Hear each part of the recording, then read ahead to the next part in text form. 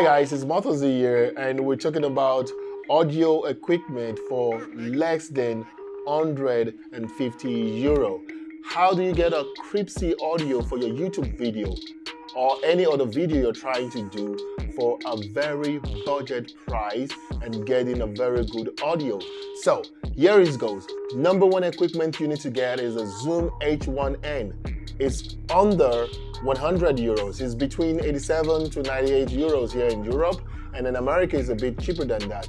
Second equipment is the Rode Smart Lavender Plus, which is around 50 bucks. Here in Europe, you can get it for €46 and between 46 to 50 euro. And you need an adapter to connect the Lavender mic to your Zoom HN1 because the Lavender mic is designed for smartphone. So that is when the Rode SC3 adapter comes in. It's a TRS adapter which you can use to connect your Lavender mic to your Zoom H1N. So this is around 10 bucks. You can just get, I think it's around 10 bucks in America, it's around 10 bucks everywhere, around anywhere. You can only get, this holiday you can get it much cheaper. So if you calculate this, it's just under 150.